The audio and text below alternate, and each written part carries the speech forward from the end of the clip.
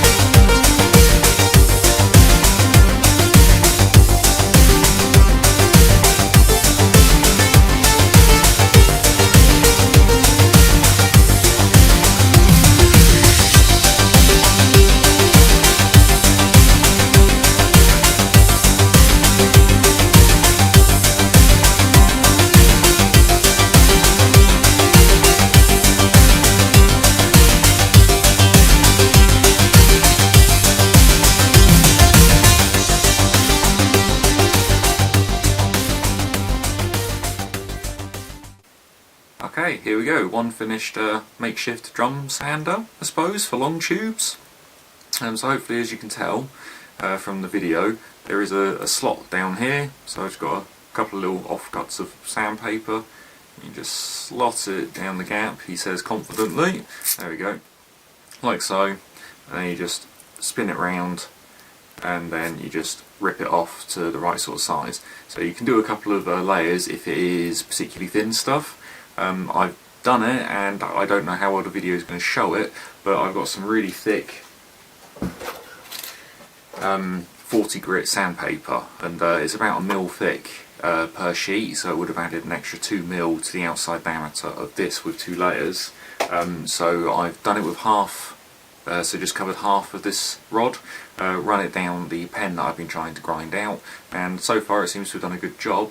However, I probably should have made it even thinner, because it was still gripping in places and it was shearing the sandpaper off, so I ended up having to keep going in and try and force it out, and it got quite difficult. So perhaps some other solution, or just make it thinner, not sure yet, but it's done exactly what I needed it to. It means I can go all the way down the length of the pen from one end.